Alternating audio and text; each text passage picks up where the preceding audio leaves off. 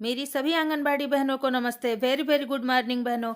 आज मैं आप लोगों के लिए बहुत ही इम्पोर्टेंट विषय लेकर के आई हूँ। सबसे पहले तो मैं सभी बिहार की आंगनबाड़ी सेविका बहनों को धन्यवाद देती हूँ कि आपके प्रयास से आज हम लोगों का बिहार जो है कि 1 नंबर पे है। वो किस विषय में 1 नंबर पे है मैं आप लोगों को बता रही हूँ, इसलिए आप लोग वीडियो को थोड़ा भी स्किप नहीं करिएगा। और अगर चैनल पे आप नए हैं तो चैनल को ज़रूर सब्सक्राइब कर लीजिए, क्योंकि मैं आप लोगों के लिए आंगनबाड़ी से जुड़ी ही जानकारी लेकर के आती रहती हूँ।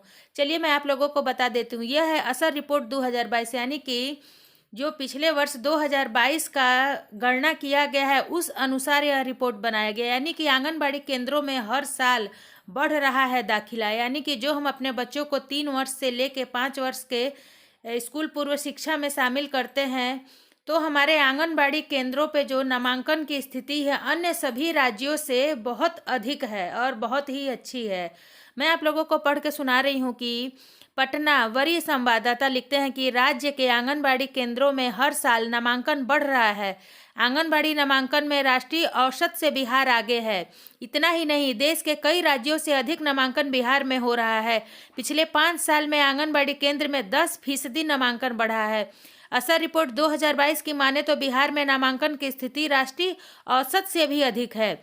3 साल के बच्चों के नामांकन का राष्ट्रीय औसत 66% है, जबकि बिहार का औसत 66.9% है। इसी तरह 4 साल में भी नामांकन में बिहार राष्ट्रीय औसत से 10% आगे है। इस मामले में राष्ट्रीय औसत मात्र 35.3 है, जबकि बिहार का 45.8% है। यानी कि कुल मिला जुला करके मैं आप लोगों को बता दूं कि जो आंगनबाड़ी केंद्र पे पढ़ रहे हैं बच्चे 3 वर्ष से लेके 6 वर्ष के बच्चे, वह सबसे ज़्यादा अगर रेशियो देखा जाए तो बिहार में आंगनबाड़ी केंद्रों पर बच्चों का नामांकन का स्थिति है। और इसके लिए पूरा श्रेय हमारी आंगनबाड़ी सेविका बहनों को जाता है। आप लोग देख लिए, नामांकन बढ़ा है पिछले 5 साल में आंगनबाड़ी केंद्रों पे 10%। जी हाँ, आप लोग देखिए, यह एक आप लोग देख रहे होंगे कि रेड और ब्लू में कुछ लाइन करके बता रहा है, तो यह वही बता रहा है कि आंगनबाड़ी केंद्र में नामांकन में बिहार कई प्रमुख राज्यों में आगे है। उत्तर प्रदेश, राजस्थान, झारखंड, इस मामले में बिहार से इन लोग पीछे हैं। पिछले 3 वर्षों में बिहार में हर जिले में 5 से 6 हजार बच्चे प्रत्येक वर्ष अधिक नामांकित होते हैं। मालूम हो कि 3 से 5 साल तक के बच्चों का नामांकन आंगनबाड़ी केंद्रों पर होता है। जी आप लोग को भी पता है कि 3 से लेकर 5 वर्ष तक के ही बच्चों का नामांकन किया जाता है। जो 5 वर्ष का बच्चा रहता है वह 1 वर्ष तक और स्कूल पूर्व शिक्षा लेता है। जब वह 6 वर्ष का हो जाता है तो आंगनबाड़ी सेविका का ही दायित्व तो होता है कि उसे किसी पास के सरकारी विद्यालय में या गार्जियन की स्वेच्छा अनुसार अगर वो प्राइवेट में ले जाना चाहते हैं तो ले जाएं, नहीं तो सरकारी विद्यालय में हम लोग उन लोगों का दाखिला करवा देते हैं।